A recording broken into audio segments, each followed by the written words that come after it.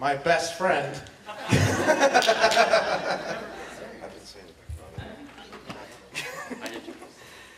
John LaFree, caricature artist extraordinaire, loves drawing dogs. Here you go. That's me. Thank you. Thank you. Canine caricatures. Okay.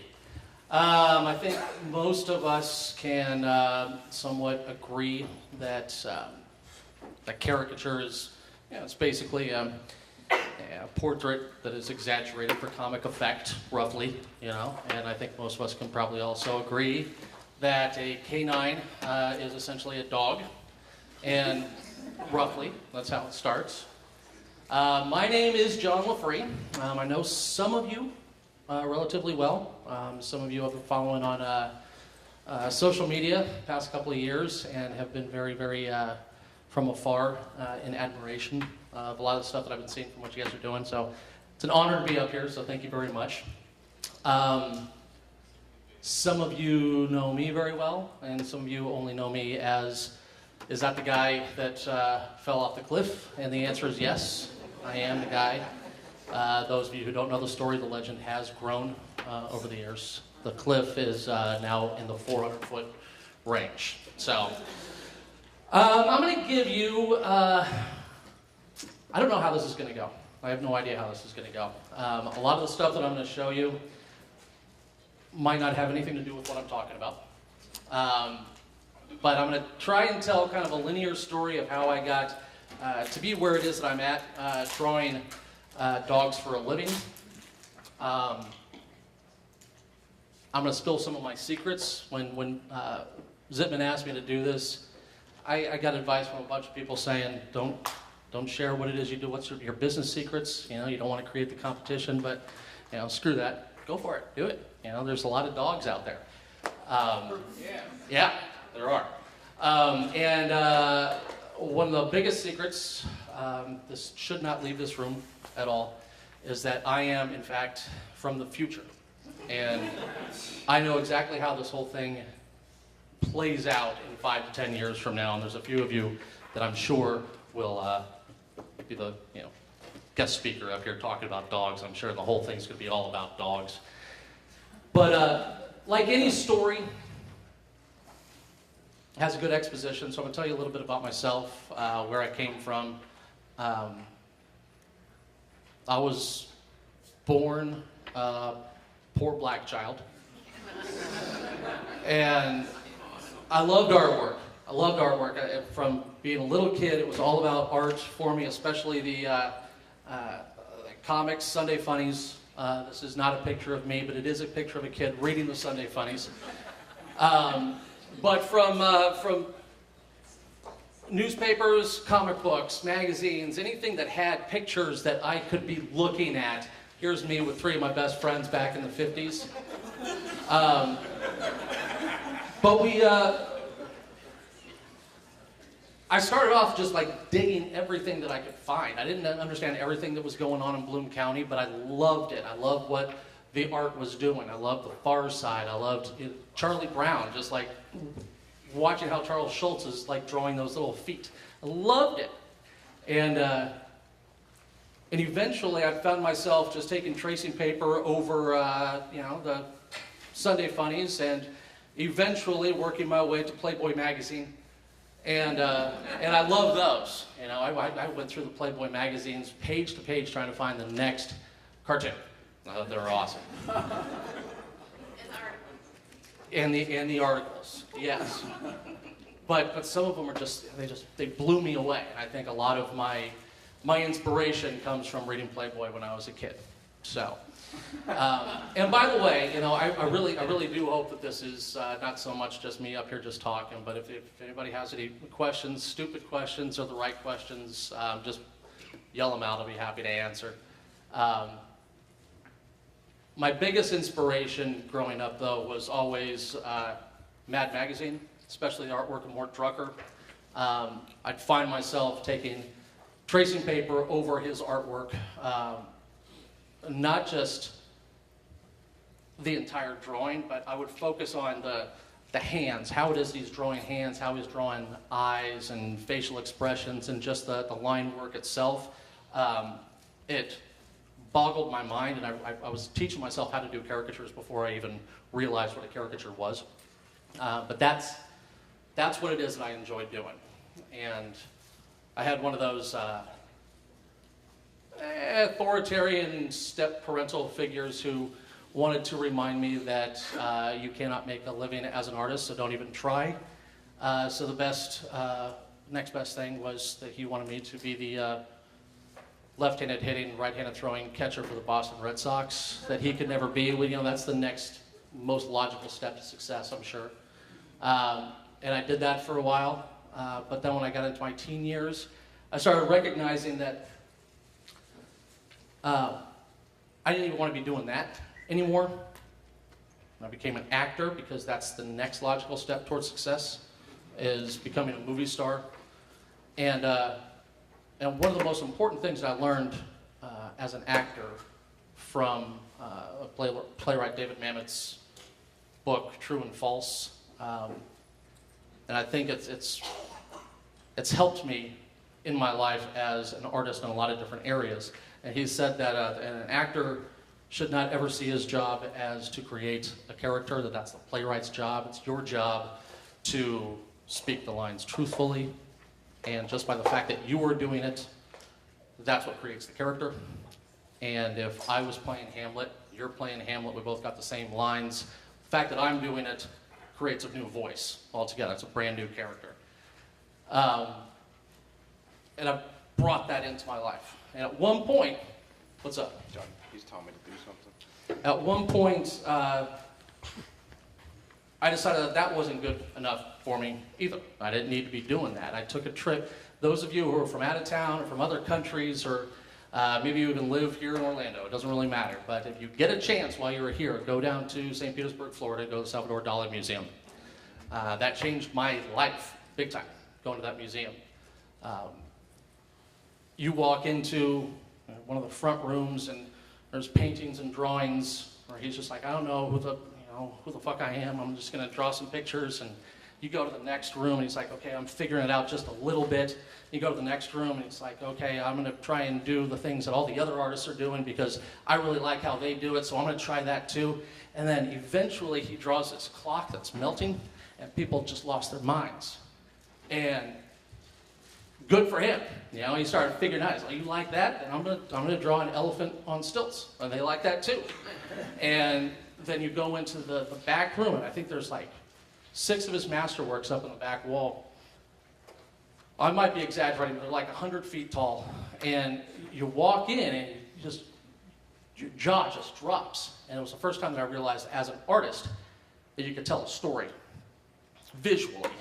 And I rededicated myself to my artwork, not knowing where any of that was going to lead. Blew up my entire life.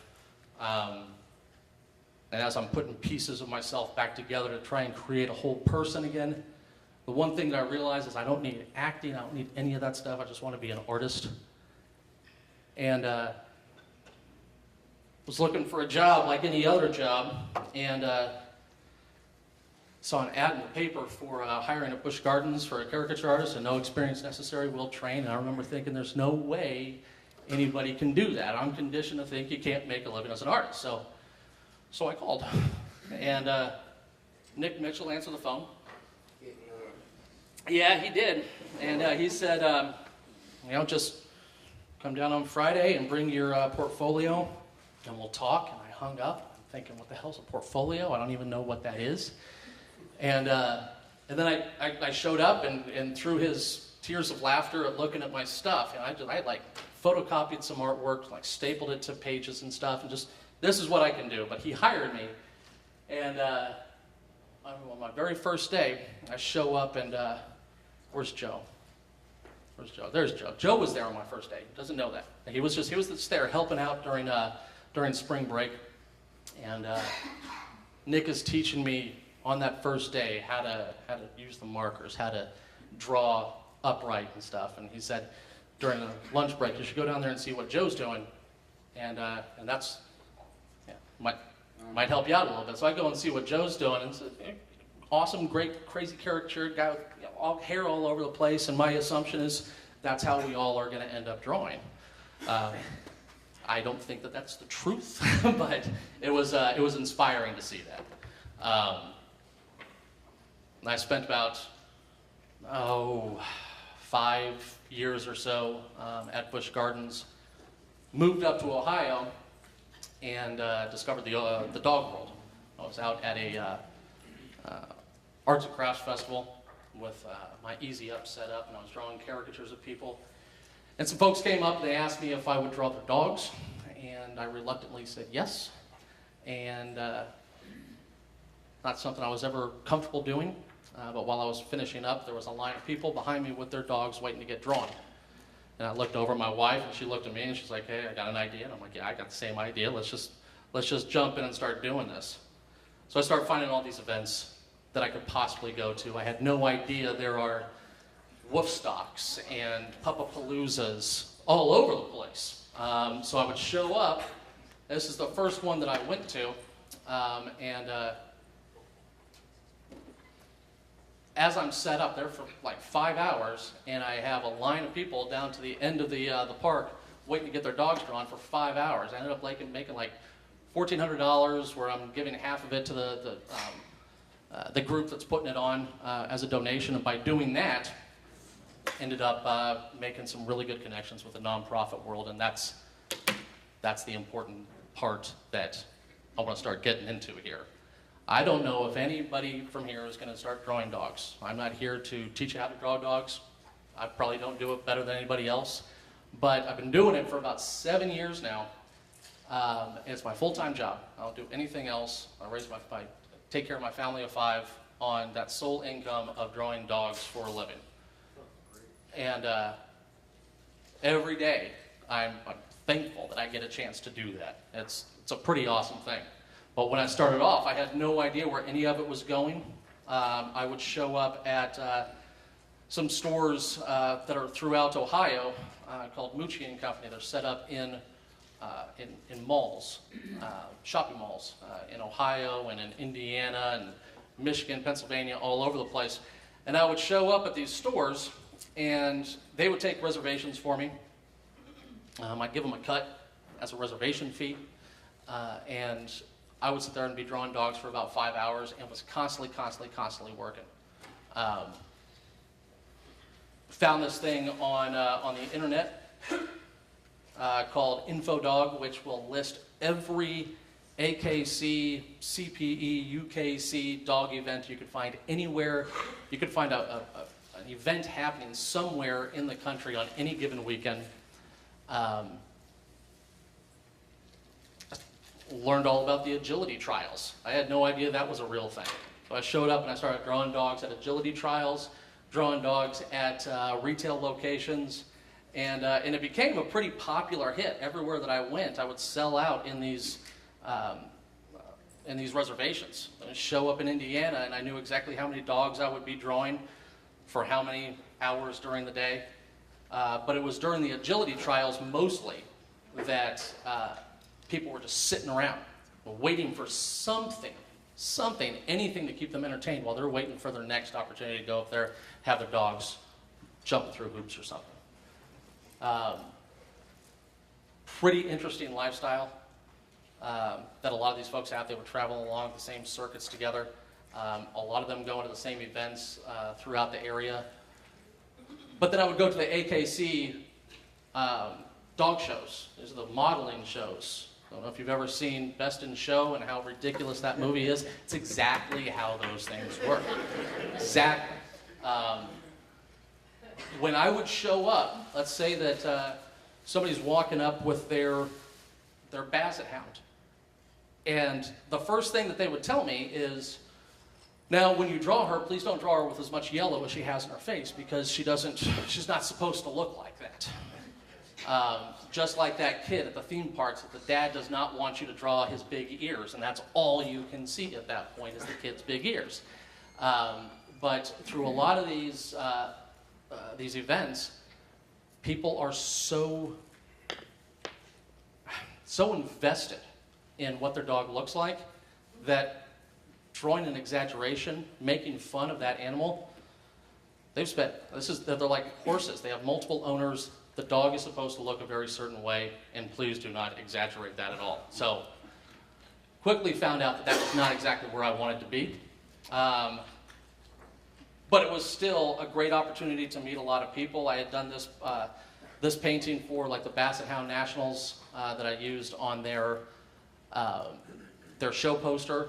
Auctioned it off at the end of the evening. The proceeds went to the National Basset Hound Rescue, and somebody in Michigan ended up buying it for about $3,500, which was great because that was a donation from me. You know, so I didn't really have to do much to make that happen.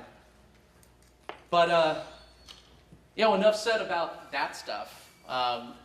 That's how it is that I got to the point where I'm at right now. I'm just going to kind of flip through a lot of images of just the dog drawings themselves. Some of these have reference photos attached to them, some of them don't. I'll look up and I'll probably be reminded of drawing that dog in particular, but it might not have anything to do with what I'm talking about. So I'm just going to still kind of talk about what it is that my business is, how it is that I've grown over the past 7 years. So bear with me while I talk and just show you stuff, all right? When our website, when I say we, I'm talking about my wife Jessica and I. She does all of the website stuff. She's taught herself the HTML coding. She taught herself a lot about internet marketing, Facebook, Instagram, and stuff. We have built up an international following. I'm now sending portraits out from photos to clients all over the world. Australia is a big destination for a lot of these for some reason. I woke up one night, my Facebook was lighting up, and Sweden had found me. And it's a pretty ridiculous thing when people are asking all the time, do you ship to Canada, do you ship to the UK, do you ship to Germany, do you ship? And I do. I ship them out all over the place. And I do it all from photos. The website is very, very simple. I've set it up in a way where no one has to think too much about the photos that they're sending in. I just want a good photo of what it is the animals look like, and then I ask them, you tell me what they act like. We can add in the dog's favorite things to do, favorite things to play with, maybe your favorite things to do, your favorite things to play with. It makes it a very personal process for a lot of these clients. They love their animals. These are not show dogs, a lot of what you're seeing here. These are pets, these are personal pets. These are clients who walk up to me constantly who have more pictures on their phone of their animals than they have of their kids. And if they don't have kids, these are their kids, and they treat them as such. This was a fun one for me. So really all she wanted to say is, I want my dog holding this ridiculous toy, and she's often peeking through it. And they don't have to really do too much sometimes when they give me these. Yes, sir? Did you use color stick on this? Yeah, all the stuff that I do is all color sticks and markers. I'm very, very old school. I just got my first iPad Pro, Apple Pen, and starting tomorrow, I really start learning about that. So if anybody wants to start giving me tutorials today, awesome. But what I'm going to start doing with the digital stuff is trying to recreate what it is that I'm doing with the color sticks, with the markers. That's the way that I'm going to teach myself. So at that point, well, it's all a self-taught thing to begin with. But yeah, color sticks. I use a lot of paint pen. I saw Kayla, you asked me one time, is that a Montana paint pen? Paint pens help out a lot, especially in the reflections of the eyes, whiskers, a lot of the reflections that I use. But the Montana paint pen has been a big, huge helper for me. It's the most opaque paint pen that I've been able to find. Cannot answer any questions for digital stuff, though, because I don't know anything about that. Sometimes folks just send me one single photo. What I ask for typically is 3 different photos, at least one full face, at least one profile, at least one full body shot. I prefer, and you'll see this, and most of the drawings are all drawn at the dog's eye level. My preference is to draw them as if I am tiny right in front of that big dog. So everything is from the floor up. But a lot of times when I get photos where the dog is looking up at the camera, I'm going to do what I can to kind of flip it around. My preference is to draw them as if they're sitting across from you at the dinner table at that eye level. It's at an angle that you mostly see of your dog. A couple of Boston Terriers. My working motto, oftentimes my living motto, is that every dog is different. When I started doing this, the first dog show, the first dog conformation show that I went to, people kept coming up to me asking me if I knew this guy named Mike McCartney. Anybody heard of Mike McCartney? Everybody in the dog world has heard of Mike McCartney. Everybody has heard of this guy, and I found that out at this particular event. They would come up to me and they would ask me, do I know who he is? Have I ever met him? Everybody's had their dogs drawn by Mike McCartney. I looked up his stuff. It's very, very cartoony stuff. He's been doing it for 20, 30 years. And then I started noticing in all these events, everybody's got a folding soccer chair that's got a Mike McCartney print on the back. They're wearing t-shirts that have Mike McCartney stuff on them. They're wearing, carrying bags that's Mike McCartney, and it's all supposed to be of their dog. But I had this problem looking at his stuff, and it's not a criticism of the man himself. He's been very successful, but all the dogs looked alike. And it's my philosophy that no dogs are alike. The inside on this planet is so diversified to begin with, from animal species to species, but inside this one species, from breed to breed, they can look so extremely different. So I do my very best to make sure that I am getting the particular markings that are on that dog. And that's what's going to make it special for my clients, for my customers, is knowing that I took the time to see that freckle that they didn't even know was there, how a dog's ears lay and stuff. So, but Boston Terriers, I draw a lot of Boston Terriers. It's a very, very popular dog. Another example of every dog being different. I got 4 boxers here in one family. I don't remember in particular what it was that this customer was asking about, but I remember that it was a very, very long email of a lot of different personality traits. A lot of times people are going to give their dogs personality traits as if they're humans. And I take their suggestions very, very literally. I'm sure you can tell which one is the calmest in the bunch. But every dog is going to be different, and I definitely stress that.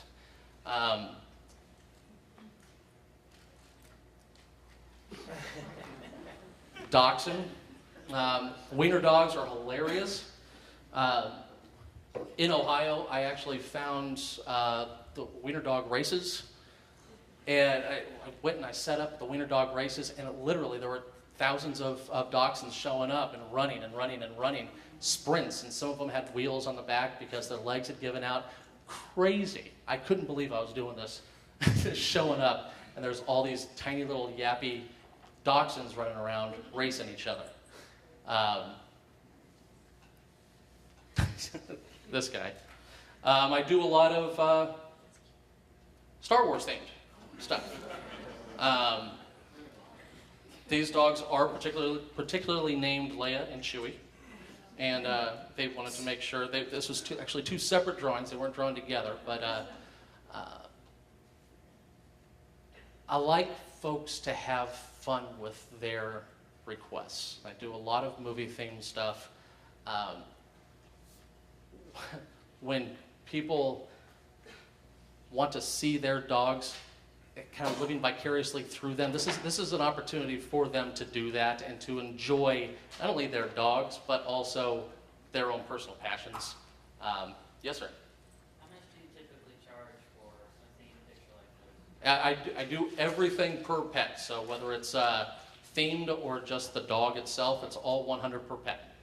My website is set up to take a $25 deposit for them just to place the order, and then I bill them, invoice them the balance along with a preview image when the artwork is done a few weeks later.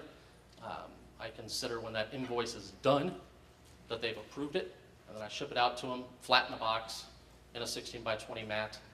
I go to a lot of farmers markets. I don't do a lot of dog events anymore. Now I do farmers markets because people will walk by a kumquat stand or somebody selling chicken eggs, and then they see what it is that I'm doing. I got signs up that I'll draw your dog from your photos, and people, again, they lose their mind. They think it's the greatest thing they've ever seen. Have never seen anybody do anything like that before, and I tell them that's exactly why I'm doing it. And then at these markets, then I'll discount for them. You know, you order here, I'll take 15 bucks off your deposit, and I take my orders that way. And I always have about, I try to have about 3 to 4 weeks of work ahead of me, coming into the Christmas season right now. You ask me in 3 weeks, I'm going to be sold out through Christmas, and I'm going to be taking orders for January and February. But every time that I go out, it's all about taking orders for me and filling up my work. I used to do it in a lot of different ways. I had price points for a black and white sketch. I had price points for a basic sketch was just the dog and nothing special going on. Price points for your dog with favorite things. Price point for a full scene.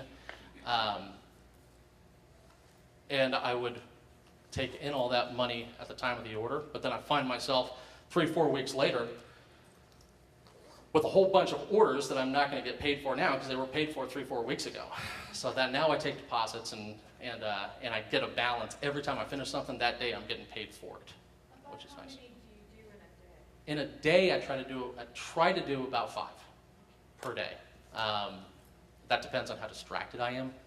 I work at home. I got a 5-year-old son who's awesome, and I got a couple of young teenagers also, and everybody comes home from school around the same time, and if I'm not done at that point, I got to start taking my Prozac and put my headphones on just so I can finish up a little bit. But I try to do about 4 or 5 a day. Sometimes it's 6, 7, depending on what that particular order is. You've seen a lot that are, or a couple right now that have 4 dogs in them.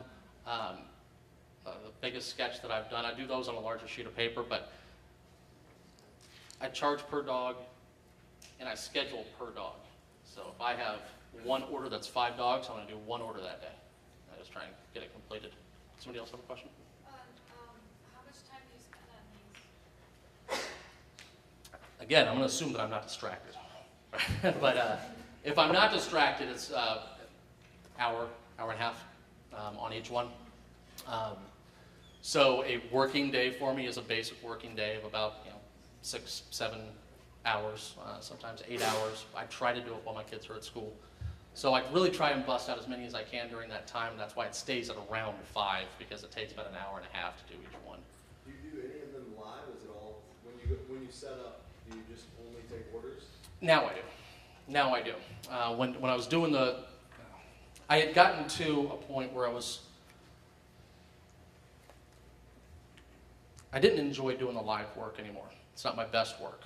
I felt rushed. It's that performance aspect where you got people behind you. Quick story. But one time in particular, I would set up at these department stores, not department stores, these pet boutiques, mooching companies in the malls. And I have my back to the window. People are walking by constantly, and I have my easel in front of me, and I have a dog down in front of me. One dog in particular, very old dog, apparently incontinent, lost control of his bowels right in front of me. I was pretty close to having the drawing finished up. The owner went and took the dog away, and so I'll be right back. I'll get some paper towels. And I was just finishing up the drawing, and I realized that people are behind me. I'm drawing this dog, and all I got in front of me is this pile of poop. I'm like, damn, that guy is good. Figured that out. But I don't enjoy doing the drawing live anymore. I do a lot of live drawing for when I'm doing a charity event for rescues, shelters, any nonprofit event. I prefer to be drawing in my jammies, drinking a glass of wine. And I can't do that a lot while I'm out, but still do it every once in a while. But this keeps me really, really busy. I'm drawing at least 5 days a week and doing markets 2 days a week. So I try to schedule myself about 5-6 months out for each market that I'm going to be doing every weekend. So it doesn't leave a whole lot of time for me to get something in to draw live. I wonder. When you're doing live events, do you charge, or when you did, were you charging like regular character prices, like $10 black and white, like just traditional? Yeah, prices? yeah. What I would typically do, especially my agreement with these stores is I would charge $30 per pet. They're all full color bodies. It was just, I had tried doing black and white for a while, but markings are so important on each dog that it just didn't make sense to just be doing black and white. So everything's in color. The bodies are an important part of the caricature itself. So I didn't want to leave that out. So I just had one price point, and then as a reservation fee, the stores would take $10, and I would keep $20. And I'd charge for mats and stuff if I needed to, and tubes and all that good stuff. But that was a typical price point. When I first started out, I was doing a lot of offering black and white sketches, heads, and color sketches, heads, and then full bodies. And after a while, I realized there's really just one way for me to do it, and that's just a color full body type of thing. Yes, sir. To simplify it, do you keep it all one sizes in terms of? Yeah. Yeah, and it's the standard sizes that I'm sure most people in this room use: 12 by 16 sheet of paper, 16 by 20 mat. I've found a lot of different places where I can get. I figured out my mat process and where I'm getting my mats and how long it takes for my mats to get to me. That's really the only inventory that I keep is mats, that and boxes so that I can ship them flat. But I will do that 12 by 16 in a 16 by 20 mat up to 3 pets. And from there, I go to a larger size, typically 18 by 24, because I don't want to keep shrinking everything down and mushing everything together. People ask a lot if I do anything smaller, and I don't like to draw smaller. This is the smallest that I draw. I tell them if they want something smaller, I can get you a print of it too, but I don't like to do anything smaller. You get requests for larger though?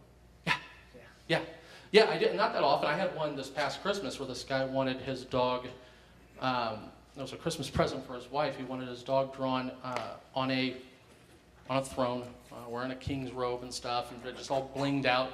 And then I explained to him the size that he was going to be getting, but what he asked for then is, but can I get a print of it like movie poster size, like a big movie poster? And I worked with a local printer in Tampa, so she was able to get this print for me, and he posted it on my Facebook page. It's ridiculous. This giant thing in his apartment over the mantle, like when you walk in, you see this giant picture of his dog, and it was ridiculous. But yeah, I will keep on drawing bigger and bigger. I have one client who's come to me a couple of times. She just wants a simple line drawing, black and white line drawing, but she likes them on like 20 by 36 paper or something larger, but she only wants the dog offset in the lower right-hand corner. Sure, I'll do that. But to keep it simple, yeah, I just do a standard size. Yeah. Yes, sir. What percentage of orders would you say come in on through online marketing just into your website, and what percentage comes in through the 2 days you do in marketing on your own? I'd say it's close to 60-40, 60 being online, 40% being from the markets. And that depends on the time of the year, big time. But we do a lot of Facebook marketing, a lot of targeted marketing. I do a lot of sales. You'll see in a slide or two some of the stuff that, like we'll do breed sales too. Specifically, that's terrible. Specifically pugs. And then I'll have pug lovers order a bunch of pugs. I'll be just drawing pugs for 2 weeks straight. Nirvana's Nevermind. That was a fun one to do. I had done a series of dogs and film drawings, some iconic album covers. This is my favorite. I have a couple of T-shirts of this one. Did you recreate the water with the markers? No, no, that was digital, added in later by my wife. What form of payment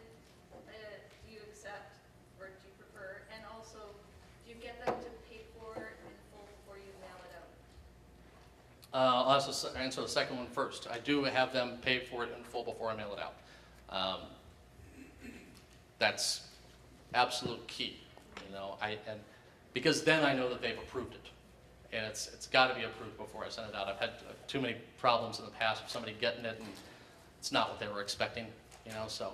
And when you send them a proof of it, do you like watermark it, do you do something so that it's not a nice quality? Just a low resolution, low resolution, and it's just an attachment. I've spelled it out. It's in my terms and conditions on the website. I mean, we've kind of ironcladded ourselves so that I don't have to worry too much about somebody taking these images and using them for their artwork or online. But yeah, low resolution image. If they paid for it, it goes out within 1 to 2 business days. And what was the other question? Oh, payment. No, I take, it's all online, it's all cards. My web host is Shopify, which is a great way to build a business site, shopify.com. And through them, I take the payments online. I used to offer a PayPal, but I don't want people leaving my site. I want them to pay while they're there. So having them reroute it over to PayPal, then I lose the opportunity for them to buy something else while they're there. When I set up the markets, Shopify has, I'm sure a lot of you might use the Square card readers. Shopify has their own card reader, and I just got a chip card reader. But that all goes directly, when somebody makes a payment at one of my markets, I use my Shopify chip card reader, and then that goes directly through my inventory on the website, and everything's tracked as a business income and stuff. But I'll also take cash because I love cash, because then I can go get a corn dog at one of the markets if I want to. Very strange farmers markets to have corn dogs, but. When you send the proof, do people ever come back with feedback or, hey, can you change this or that? How much do you allow for that? It doesn't happen often, but when it does, typically it's pretty easy for me to add something. I try to explain to them I can add something easy. If you want me to, one recently it was 2 dogs together, and the customer said that one of the dogs looked too old. That I made the eyes look too old. You know, the dog's only about 6 months old or something like that. Can you do something? And I can color right over that, but I can't go down. You know, had one just this past week where I got a very angry email from a customer who had ordered this the sketch for his brother, who had just had lost his dog, not lost his dog, but the dog had died, and wanted something to give to his brother that was a very sentimental thing, and he did not appreciate at all what it was that I did, and wrote a very angry email. He was like, "Don't even try writing back with yelling at me because I'm not going to read your email." And I emailed him back saying, "Dude, that's why I said in the previews, I just want you to be happy, you know. So is there something that I can do?" And he emailed me back the next day saying, "I'm sorry. my mom saw it. She said it's perfect. So he's gonna love it." I don't know if his mom talks like that or not. Somebody else have a question? No? All right, so I'll just keep kind of going here. This is another example of the angle that I like to work at too. I don't like drawing caricatures where the photos are only looking down at the dog's looking straight up at you. Gravity has totally changed everything in the dog's face that way. I like operating from the dog's eye level, or in this case, the ground level. It's just more fun. I try to amuse myself with it. When I was doing just black and white sketches, this is an example of the black and white sketches that I would do. It didn't matter what the animal. I tried to make it very, very loose. Sometimes I would go back over it and just add some more scratches to it just so it looked even looser. When on my site, and we've had through Amazon also, when we've had t-shirts for sale. I think we do right now. This is the most popular t-shirt style that we sell. A lot of different breeds. It's easy for me to get through these. Cats, dogs, bulldogs, horses, lizards, whatever it is that I can think of, I can sit down and I can do these while I'm watching Mr. Robot and upload them the next day, and we have 6 new black and white styles. But these are very fun. They're popular to an extent, but my price point for them is too small for me to really make enough from them. I just don't charge enough for them. So I encourage people to pay more money. And I try and get as much into each drawing as I possibly can. Their descriptions are going to lead to a lot of what it is that I'm doing. If they don't say anything, all I can go off of is the photos that they send. I mean, I have to assume that these dogs like to run on the beach. That's what it is that they do together. They play. But there was nothing in this description to tell me anything that I need to know about the dogs. So fine, I'll just do a sketch of them having a good time. Sometimes I get some really, really, really fun ones, like, can you draw my cat named Winston as Winston Churchill in that particular pose, in this, like, can you do a black and white? And yeah, that sounds like a lot of fun. And I love it when somebody really wants to play around with stuff like that. So all of these are still $100? Yeah. Yep. You do all types of pets then too? Oh yeah, yeah. Dogs, cats, horses, iguanas, birds, ferrets. I've had some pigs. When I was in Ohio, I worked with the Columbus Zoo drawing up rhinos for fundraising event that they would do once a year, Bowling for Rhinos event, trying to work with the Lowry Park Zoo in Tampa to do a bunch of other animals. But anytime that I get a chance to draw something new, I enjoy it, because I love drawing dogs, and like I said, every dog is different. That's what keeps me entertained. But I market myself as a canine caricature artist because there aren't a lot of people walking around with iguanas on leashes at parks. So what they're walking around with is dogs.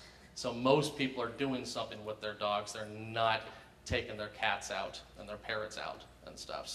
But I do that. At one point, we had started a sister website called Caricatures, but then that just got complicated for me. I thought I'd just keep on branching out, equinicatures and bovinicatures. How do you handle? Sorry, go ahead. Okay, how do you handle the international shipping? Like, do you charge Oh yeah. different countries? Something? Yeah, because when I ship domestically, I ship USPS priority mail, only because my website will only allow that. I can't ship first class. But when I ship internationally, I prefer when I have a conversation with the customer beforehand, because I can go and I can look on USPS and find out exactly what that price is going to be and tell them, it's going to be this price plus $34.50 to ship it to Canada. I'm not trying to profit off of the shipping charges at all, but it can range. It's USPS Priority International is what it is that I ship. And I ship it that way because it can be tracked to a degree, but once it leaves Miami and it starts heading overseas, I'm not going to see anything in tracking for the next week, but I do it that way because they guarantee delivery within 6 to 10 days. So I've done enough of that to find where the problems are. There's a lot of problems with shipping internationally. I mean, even domestically, if I was to try and ship something to Puerto Rico or the Virgin Islands right now, it's not going to get where it needs to go. But I'm sure that they aren't ordering a caricature right now of their pets. So, yes, sir. How long exclusively have you been doing pet drawings? 7 years. How long did you do caricatures before that? Well, not counting tracing paper over Mad Magazine.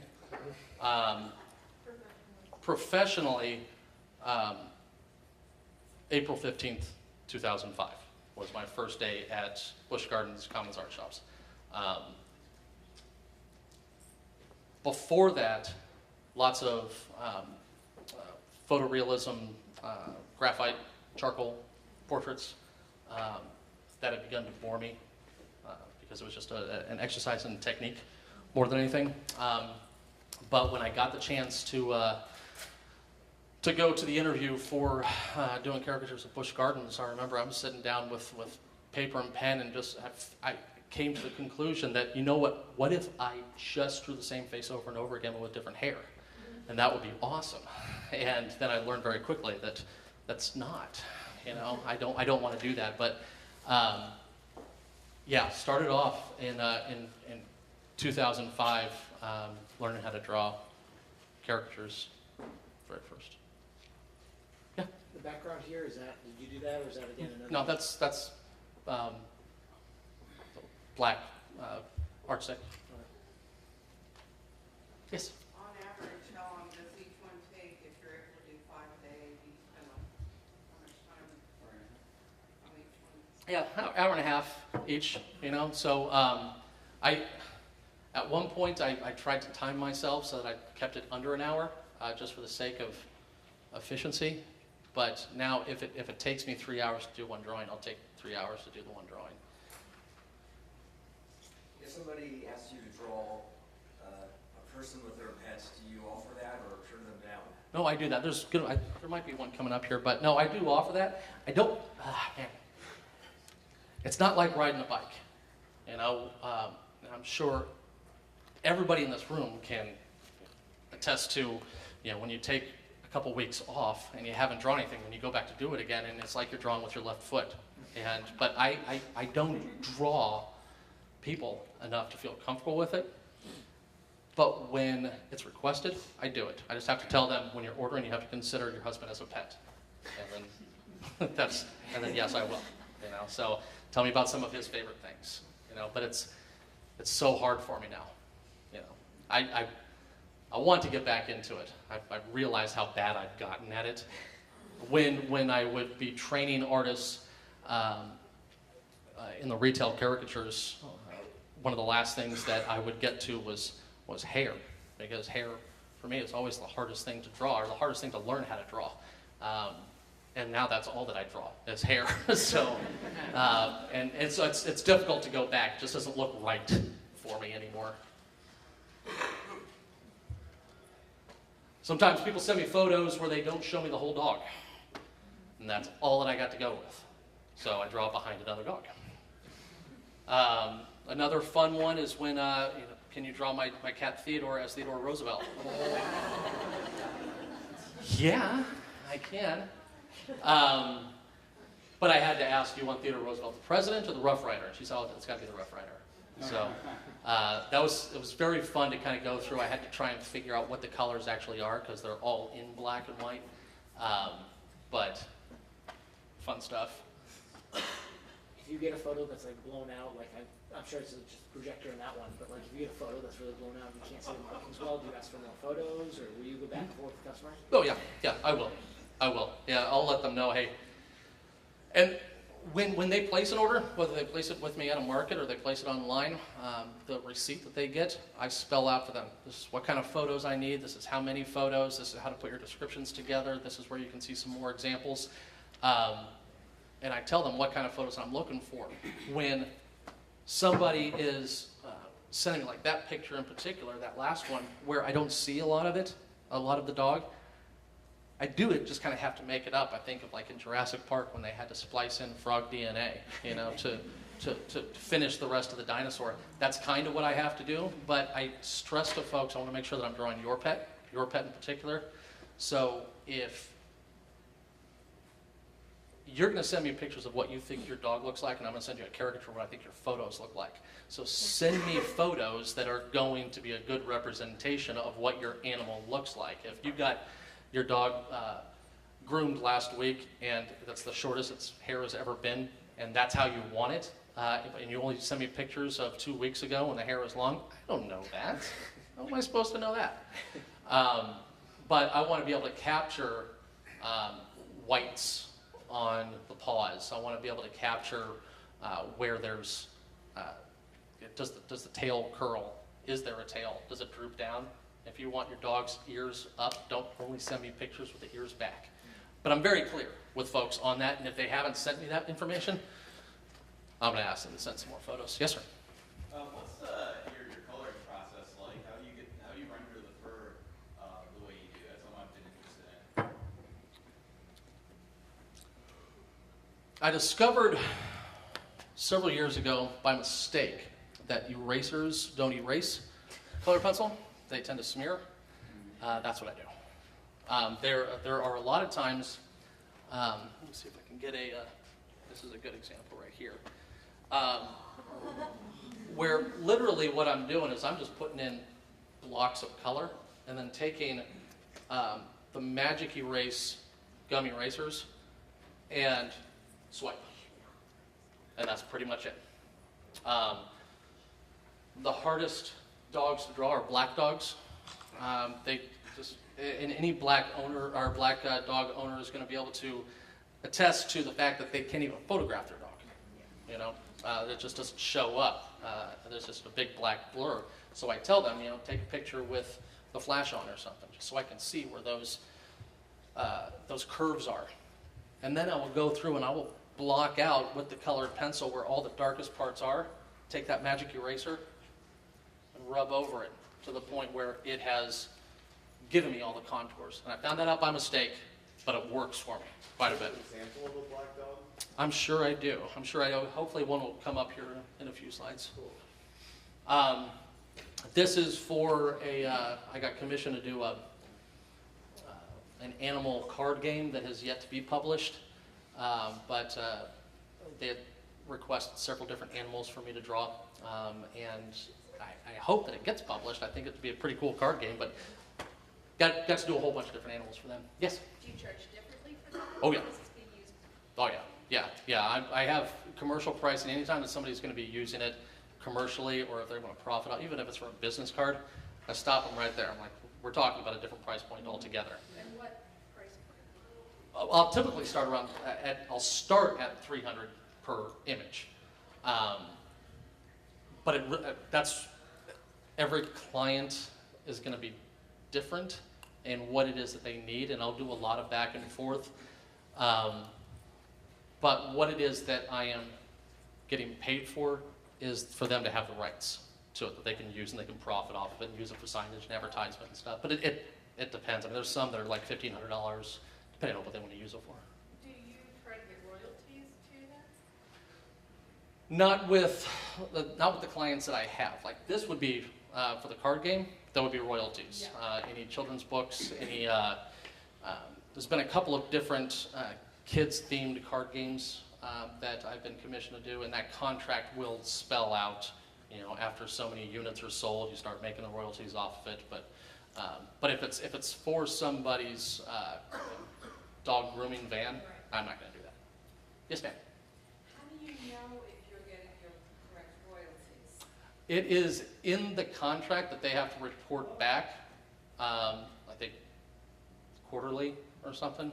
I've yet to have anybody who's made enough money for that contract to really kick in.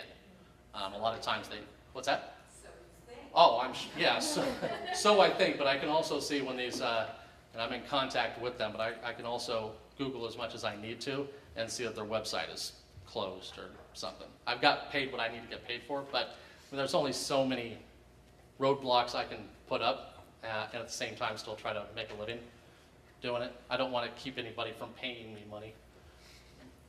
Yes? When you do these licensing things and card games and stuff, do you sign, do you make sure that your signature's in there? Or do you just leave them blank like this? That depends on what it's being used for. Literally. And a lot of times in that, like this particular, I think the game was called Wild Card. But this game in particular, the contract stood for I can use these images. I can reproduce the images. I can profit off them as prints and stuff. But, you know, the contracts can be different for everything. If I want to have I might have 2 or 3 images, one that has a signature attached to it, one that has a composition of all the animals attached to it, and I can do that based off the contract that I worked up with the individuals.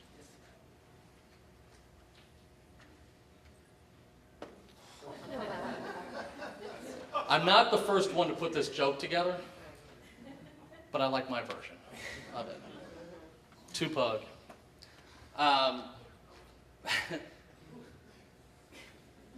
About 2 years ago, I guess, my wife and I, we started going into, okay, let's have a breed each month that we're doing. We started off with pugs, and in that, we're going to do a drawing a day. At least one drawing a day that's going to be part of a calendar.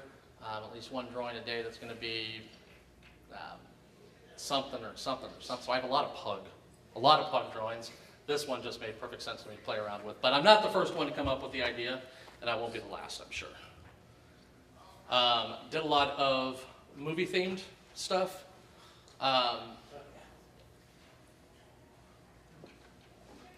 Pee-wee, James Bond, Jaws. There's a lot of people walking around right now with Jaws t-shirts that are playing off of the theme that I thought that I had invented, but I didn't, you know. So, but mine has a Doberman that's coming up and getting a dachshund, I think. But I've seen a lot of Jaws t-shirts where it's a cat and it's called Paws. I think that I have the most original ideas, but I don't always. Yes, sir. When someone comes to you and says, "Oh, just do whatever you want," where do you tend to go? Do you tend to just say, "All right, I'll just do what the photo is," or do you sometimes, some customers might say, "Hey, use your imagination, go wild." Do you go wild and just go extreme on it? I don't get that a lot, you know, because I encourage people to tell me something. You know, tell me something. If you don't want to tell me something, then it's just gonna be the dog on a white background. That's good for me because I'm charging the same amount for that I am for one that's, you know, for one that's more, you know, outrageous, you know, where they tell me a whole bunch of things like, you know, she's, and I don't even remember how I remember that the dog doesn't like eggs. There's a little Humpty Dumpty in the background back there that got destroyed, but yeah, loves socks, so it's like prepared or protected the socks. What's with the bra? Yeah, I wish I could remember that part, you know. But there was something in there that was, you know, she described her dog as being like a warrior princess or something, and at the time that I was drawing it, really getting into watching Vikings. But, you know, this is a one-eyed pug, right? I think we can all agree that that pug only has one eye. Apparently, it is something that happens a lot with pugs. Their eyes, they pop out, right? This is from last year when I first started doing all of this. Back in 2010, I was invited to a pet store that was having a customer appreciation day. People were just lined up for 3-4 hours just waiting to get their dogs drawn for free. And one of them that I did at the time I thought was like the best thing ever. A little bit different, you know, but I've grown a little bit since then. My wife still thinks this is one of her favorite ones, but that was the first time I saw a one-eyed pug. Sometimes the artwork itself is a direct reflection of like the dog always wears a costume. I think this dog has a lot of followers on Instagram, which is funny to me that dogs have Instagram pages. I hear that all the time. Oh, you can just go to my dog's Instagram page. When I first started doing this, I thought it was the strangest thing that I was getting emails from dogs. And at first, I was thinking these nutty people are living vicariously through their dogs, but now I just prefer to think that the dog is sending me an email. But that's just what they do when we leave the house. They get on the computer and start buying stuff. But this one dachshund that sent me this email wanted to buy a sketch for his 2 wives. Like, I don't understand where this is going at all. Did you say this is a gel pen that you use to pull down the hair over the eyes like that? It is a Montana paint pen. Oh, I see. I've tried a lot of different paint pens, from Woodcraft paint pens to even Sharpie paint pens, but the Montana pen has been is consistently the most opaque, and shows up really well. And it's my best friend. I use it a lot. how do you tackle the eyes? Obviously, I've noticed with dogs, because one, they're deep set back there, and they're usually covered in fur, and a lot of times they just look black in photos. How do you usually deal with that aspect of it when it's so hard to see that? That's one that I had considered bringing my easel in for, just to show how it is that I go about doing that. What I typically do now is I will black in the entire eye with my Copic marker, just so it's completely black. And then I'll go over that with metallic gold to create the color itself. So I've got a really, really deep eye. The white and pink that's in that eye that's on the left-hand side, that's all white and pink color pencils just going over the Copic. So I'm not getting like a white, but then the highlights themselves are from that Montana paint pen that I'm dabbing in there. I love doing the eyes. And if I don't get the eyes right, then it's not the dog. You know, the eyes are the window to the soul. And especially with the dogs, the people that they really, really relate to that when I show them the sketch. She has a tortoise. This woman has a tortoise. And it's a big old thing. She's had it for like 15 years and lives in her backyard. It's called Slowinski, I think is what the turtle's name is. Wasn't much going on here. But the eye here, just like you were asking, the one that's pointing off, looking at the turtle, literally how it was in the picture. So those wonky eyes, I play off of those whenever I get the chance to. But the color that's right underneath that, you got the black, but underneath that is like a gold colored pencil that I'll just whip into there. But then I'll take the black and a black colored pencil and get in there also on top of the black to make it nice and matte. I have a question about like the line between caricature and portraiture, and like how do you err on the side of, like what kind of things do you use to err on the side of caricature? Because I can see how with your style it looks like you can easily fall into just portraiture. I have a hard time even there are times where I have a hard time even considering it caricature because it's become my illustration style. It's just how I see things now. I have a caricature philosophy, and my wife hates it when I bring this up, but the aliens, all right? Aliens have landed. This is important for me, and I always treat the philosophy of caricature in this way when I was describing it to new artists who were just learning the art form for the first time. You have to imagine that the aliens have landed. Do you remember this, Trey? Yeah. Okay. And they've given all of us a job to do. And the job that they've given you is to document the entire human species.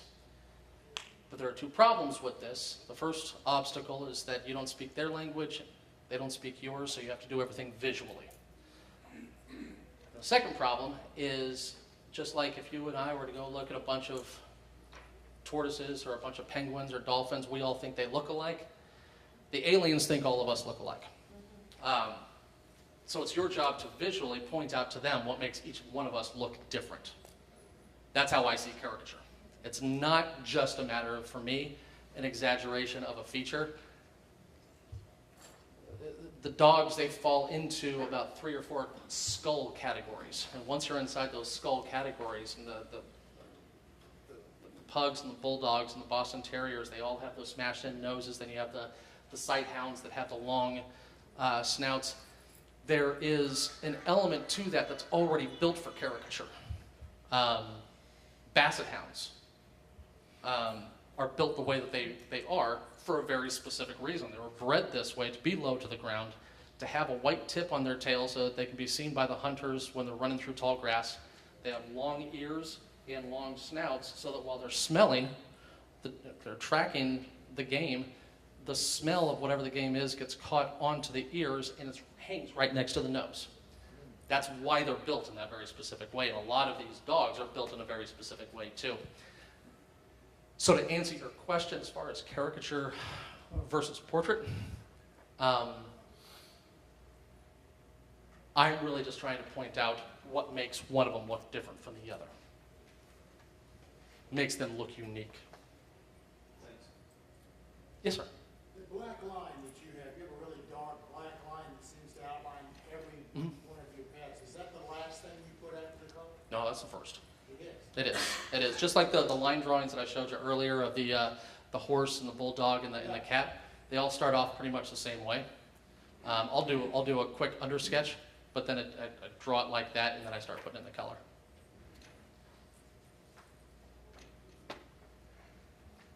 It's another example of a very specific request. He specifically wanted that City Level album cover. That's fun.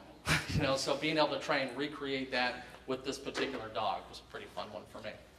Sometimes folks just want something to hang up because they're into Game of Thrones, you know. I have yet to really watch Game of Thrones. At some point when it's not cool anymore, I'm going to binge watch it.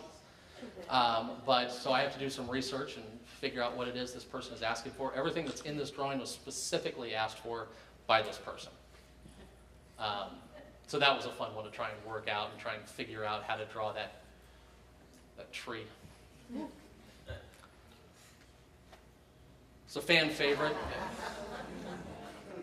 I draw a lot of dogs drinking too for some reason. I'm not really sure why that is, but a lot of people love the dude. The dude does abide.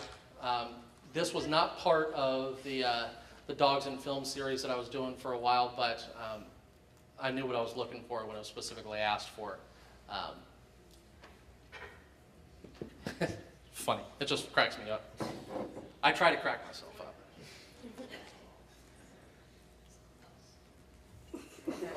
The request here was just simply, there's a description that my dog is crazy. So if that's all you're going to tell me, that's all I'm going to do. I bet they loved it. Ah, yeah, and I keep running into this woman all over the place, too. I've been to a couple of pet shows and where there's like tons of vendors set up from all over the place just showcasing their breed or their the product, the dog food that they're trying to sell. And the woman that I've drawn this for, she keeps showing up at these events. Not to see me, we just happen to keep running into each other. I've taken my picture with her a couple of times. It's pretty cool. She digs it. She digs it. This customer told me specifically that the dog, she just wanted to make sure that I got the little strawberry in the eye, but the dog loves the word cigar, wears bow ties, and tends to sit up on his hind legs. So my artistic license turns out that it's a cigar smoking, martini drinking, tuxedo wearing Chihuahua. So again, dogs drinking. Lots of dogs drinking. More dogs drinking. Sounds like the title of your next book. Yeah, I know. Well, I've been working on it. We'll get to that. We'll get to that. All right, so Great Danes. Great Danes are fun to draw because I'm still drawing on the same size paper. More Star Wars themed stuff. Was it Ewok extra? That was just me having some fun. And to answer the earlier question about drawing people, yes, occasionally I do. Fortunately, she just sent me one photo of the guy. So I didn't have to try and figure out too much what it is that he looked like. He was wearing sunglasses in the photo too, but got to put a lot of stuff in there. You can't see it. I shrunk down the image, but he's on a Jeep that has Detroit Red Wings bumper sticker and a Michigan flag, and he's a Cardinals fan, and he's wearing camo because he was a nurse in the Army, and a Green Bay Packers fan. A lot of stuff going on in this one, but that was a lot of fun to work with. I like, it's the same kind of thing that I had with that pug earlier. I love the movie posters with National Lampoon, holding up a sword and stuff. I try to capture that. Yes, sir? You will go ahead and charge his faces. As a pet. As a pet. Yeah, so this was a 3-pet drawing. And with white fur like that, do you just, again, I know projection doesn't show clearly your image, but is it usually a blank, or because it doesn't look like there's a lot of... Mostly blank. Yeah. But a lot of folks think that their white dog is going to be easier for me, but it's not. And I tell them all the time that your dog isn't just white. I'm looking specifically for what the pinks are. all the other stuff that makes it not white. I do use a 50% cool, 50% gray for all the shading that I do, and that helps me a lot with all the white dogs. By the way, your people drawing skills are great. Oh, thanks. I'm not going to show you any more though, because that's probably the best one. I do get a lot of folks who do want their dog drawn multiple times. This particular lady, this is 1, 2, 3, 4, 5, 6 different times. There's been 2 more times since this collage has been put together, and she just keeps getting them. It's a lot of fun for me. I feel like I've gotten to know this dog, but I've never, ever, ever met her or the dog. It's just all been online stuff. So what made you decide to take the worms out of you in that last one? Just because you had The photo, they had the barn in the background. And yeah, it was just an opportunity to do something different with that one. And to answer your question about, or your comment that I should draw dogs drinking, well, I do. this is your company? Yeah, this is the comic, the Booze Hounds comic. I've been working on this one for a while, and had a licensing agent who, all the stuff that I was showing him, he said, this is the only thing that I'm seeing that I can feel like I can really sell. So he's working on this one right now to sell this, and it makes sense to me. Of all the other images that I have and things that I've tried to get licensed, he said the reason why this is easily sellable for me is because it's an entire story and it's all blocked in with a frame. It has a beginning, a middle, and end, and that's all the story is. You don't have to interpret anything. But this is a series, once I realized I was drawing a lot of dogs drinking, I decided to start this single panel comic of dogs with drinking problems and the things that they would say to each other. I try to, and the joke writing is the fun stuff for me. Sometimes I will start off with just the picture itself and then try to figure out what it is they're talking to each other about. These 2 ladies, they hang out a lot. The dog on the left is a Chinese crested, which ironically is the dog that usually wins the world's ugliest dog contest. But these 2 ladies, they hang out a lot. They've got a lot to say to each other.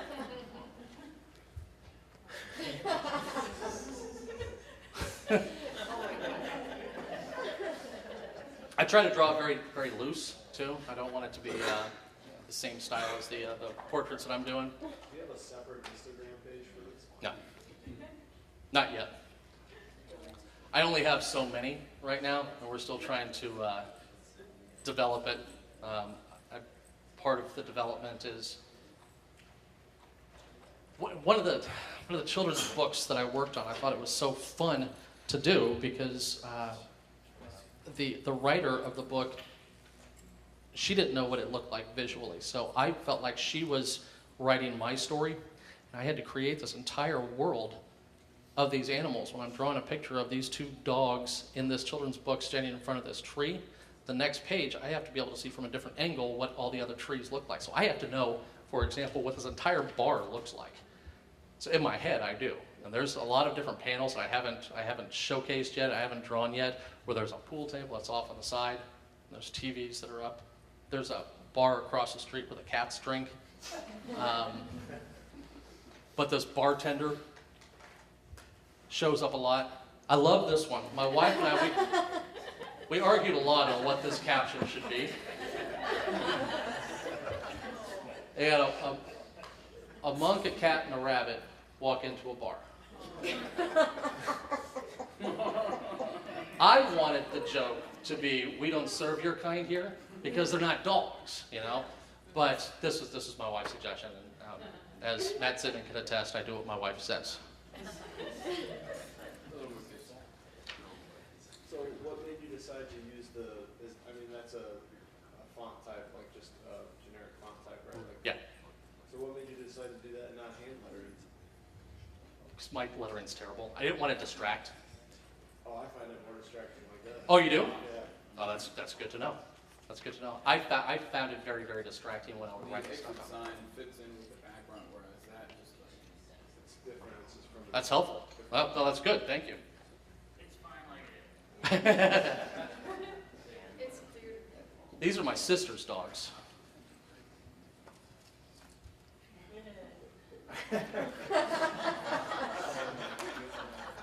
What my sister appreciates about this is that the dog bar, as there's a bunch of soccer games that they're watching. That was just for her. Will you ever do caricatures for customer kind of in the style? Like, have you ever done anyone like this where bubbles coming out? No. No. Well, yeah, but when I'm doing it for the customers and I'm doing the portraits, I feel like it's almost cheating. I try and get the joke in visually as best I can.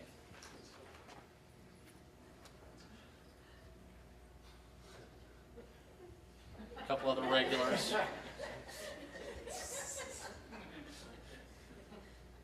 Do you have this published?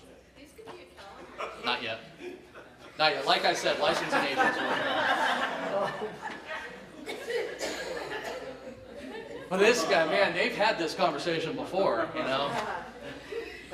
I had a customer very recently after I posted this one on Instagram, and she ordered a sketch. She specifically asked for, can you draw the tennis ball in my dog's mouth just like the tennis ball in that couples therapy, she called it, drawing. So this tennis ball actually showed up in another drawing. So I didn't realize that kind of relationship is that, you know.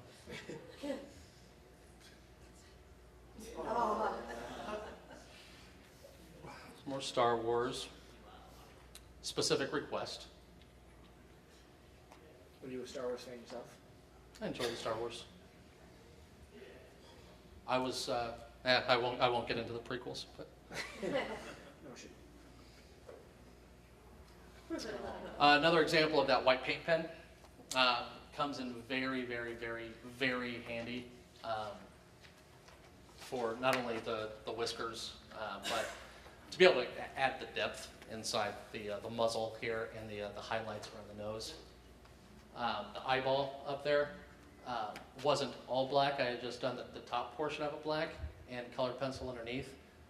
But what shows up in a lot of the eyeballs that I draw is after I step away from it and I go back, I try to see what it is that is reflecting. Is there a person standing there? I always want it to look as if it's actually reflecting something. I don't know if that one particularly is or not. What's the white pen again? It's a Montana paint pen. They make a lot of different colors, a lot of different sizes. The one that I use is, I think, the smallest tip. Oh, I'm always looking for white paint pens that work well.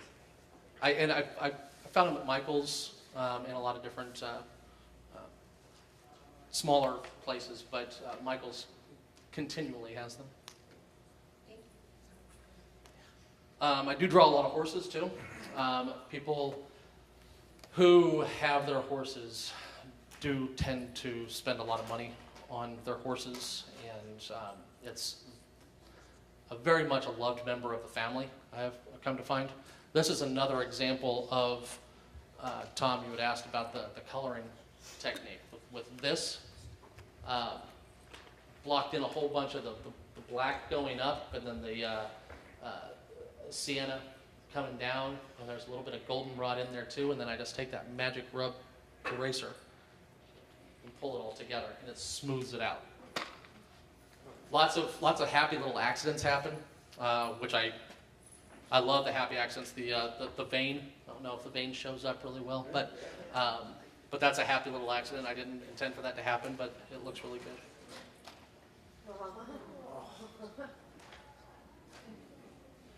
There was no request from this at all, but from the pictures that I had, this was the best way to do it. Had a hard time finishing this one up because I didn't want it to look like the dog was resting on a pair of testicles. But now that's all you can see.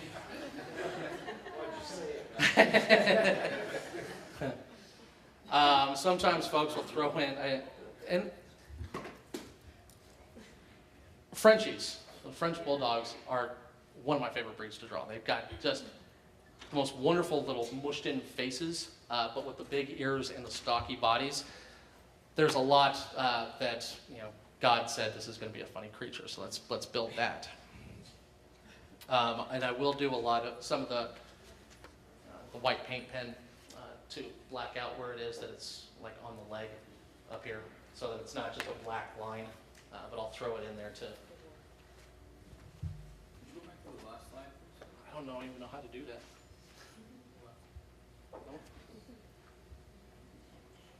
Is that a puppy? That's adult dachshund. They'd probably call it a puppy. Anybody asked you to draw their dog with a red rocket? I tried to avoid those. Come on, you were thinking it. They show up in a lot of pictures.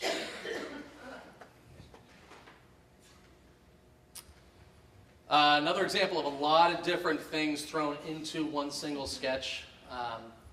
These are fun to do when the customer really, really wants it to be fun and crazy. This reminds me a lot of what a park sketch would be. But the Buccaneers, the Rays, the Florida Gators, specific drink, it's a party animal right there. But golfing and stuff too. So a lot of times when somebody tells me a lot of things, the more I can put into it, the more surreal it can become. But I enjoy going in that direction too. And this kind of thing is, it's just sweet. This is where when I try to exaggerate the relationship. It's not just a matter of exaggerating the features, but the relationship that the animals have with each other. Drawing people in the theme parks, I would also try to capture that too. It wasn't just a matter of what the features were, but a matter of what their expressions were and how they were sitting next to each other in the chairs, how they interacted. But these two dogs, that is their relationship. So. Description here was basically that the dog is spoiled, likes to sit on the stairs, has his, it eats gourmet meals. What's that? Yeah, I do that a lot. Yeah, I don't always have one light source. Sometimes I step away and come back and I see something different.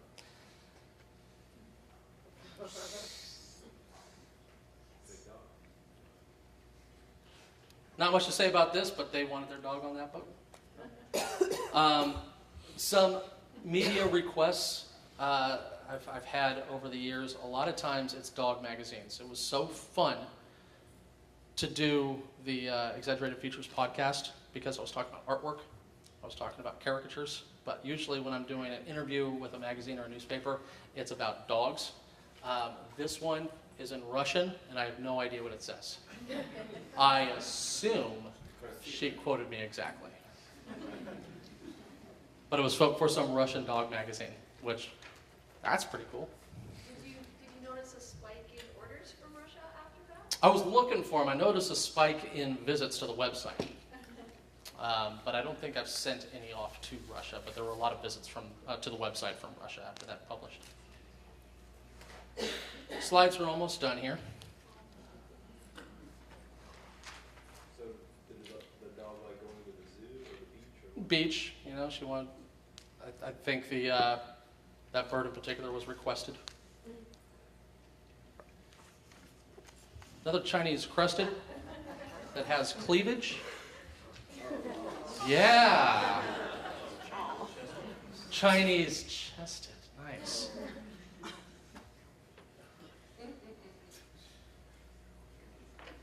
I was really mad at myself when I finished this one up. This is Australian blue heeler, and had somebody at an event tell me one time that, why did you make it Indiana Jones and not Crocodile Dundee? God damn it. But I still liked how it turned out. This customer mentioned to me that if his dog could talk, it would have a British accent and be very sophisticated.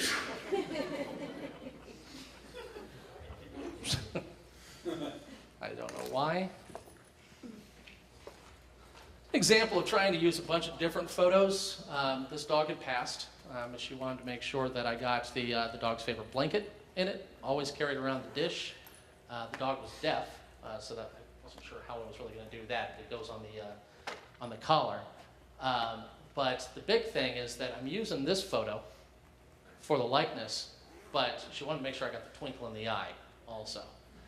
So I'll swap back and forth between different photos to make sure that I'm getting the everything the customer is asking for and everything that I'm looking for.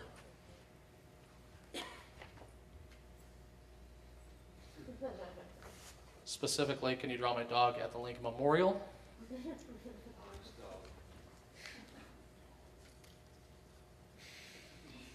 Golfing again. And this next one's pretty sweet. Several years ago, our friend Glenn Ferguson sent me an email. Hadn't met Glenn, but he sent me an email asking me if I would draw his rabbits as a gift for Joanne, and that was fun. And that was very sweet. I was glad and happy to do it.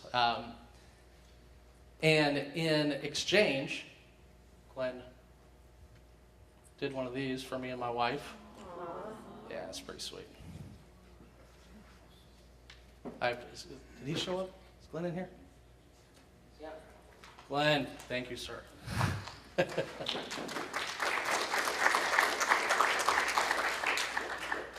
And an inevitability that I did not expect was, can you draw my dogs playing poker? And just for what it's worth, these two dogs in the front, when I started, I've had like 3 of these, and you'll see like 3 slides of these, but I noticed that dogs playing poker, there's certain things that show up in all of the specific paintings. There's always a light above, there's a clock in the background, there's a painting, there's a sailboat in that painting, but there's always 2 dogs that are cheating down in the front here.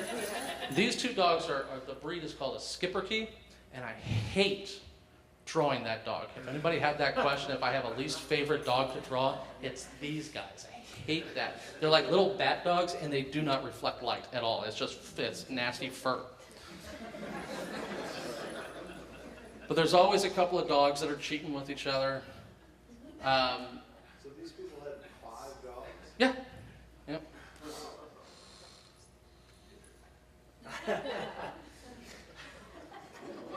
It's just ridiculous. You know, I don't know why I didn't see it coming, but it's an inevitability. And last but not least is when I first started off, apparently that was my computer. That was, or I'm really huge. I don't know. But I think, you know, if anything, you know, what I would hope that anybody could take away from this presentation is that it's a thinking outside the box kind of business for me. Again, I'm not the first one to draw dogs. I didn't invent caricatures. I'm not the first one to put them together. I won't be the last. But there's a lot of outside the box ways that people out there are just clamoring for somebody to do something that they've never seen before.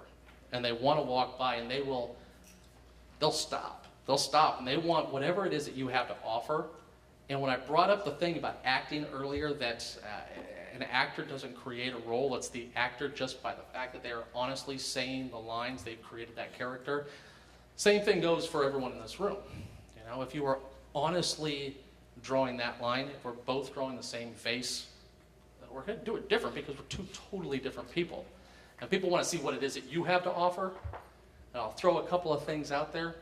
People love their cars. Caricatures, it's already spelled out for you, you know. People can do that one, you know. I've drawn people's houses as caricatures. I've drawn caricatures of shoes. But there's a lot of things that people just simply love that maybe you have something to offer that nobody's ever seen before. So throw it out there, see what happens, you know. But there's a business that can be had. I've been doing it for 7 years now, and I haven't looked back. It's the only business that I'm still growing. I'm still evolving. I'm allowing my clientele to keep telling me what it is that I need to do different next. So take that for what it's worth. Anybody else have any questions? Yes? You said you go to farmers markets. Did you say that you go there just to take orders, or do you do live? Just to take orders. I set up and I have demos set up. Single pet, double pet, triple pet, 4 pets. I have demo flip books that people can flip through. And just simply, and I have signs up that say, draw them from your photos. And they immediately think, do I have photos now? And they want to show me pictures of their dogs. But no, I'm just taking orders. And it makes it very, very easy for me because I can just sit on my chair and just let them just look and just decide what they want to do. And the more that they look, the more they decide they want one. And that they can think about it. I tell them, go have a couple of drinks. Think about what it is you want to do. When you're sending me those pictures, they come up with some pretty good ideas. How much of your orders would you say comes from doing that? From that, about 40% of my orders. Oh, wow. Yeah. But that's because I do it so often, right? And then that other 60% will come because I am. Those folks then decide, oh, that was so good for me that I want to get one for my mom. You know, not everybody's going to get their pet drawn 8 times, but we all know somebody who loves their pets more than they love their kids. There's somebody back there. Yes. I have a couple dogs. I have 2 dogs. 2 dogs. Right now, 4 cats. Used to have a couple of turtles. One of my dogs is American Bulldog and part cow. And the other dog I only think is part hyena. I've got one of the neighborhood girls convinced he's a hyena. And I got 3 cats. And the 4th one was just, my wife brought him in when the hurricane came through. And, this cat is jacked up, has like degenerative disc disease and has his back legs, they're all wobbly and stuff, but is now in our house, and now I've got all kinds of animals that all have different issues and personalities and stuff.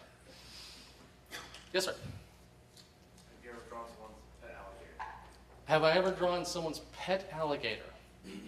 No. But you would be the first. Do you have a pet alligator? I used to.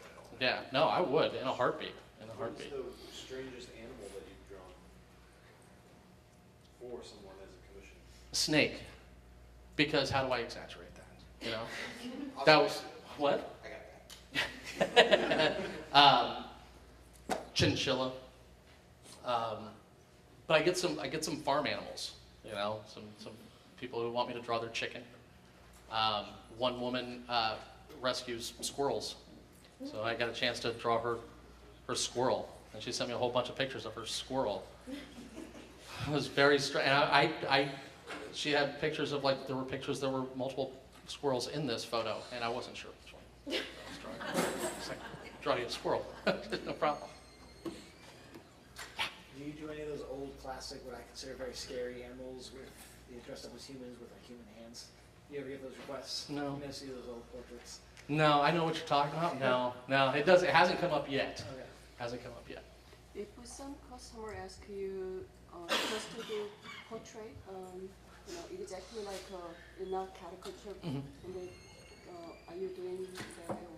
If somebody asks me to draw them, usually it's, can you draw one more serious? Can you draw it, less funny or more of a portrait? I say, this is how I draw. That's not how I draw, but this is how I draw.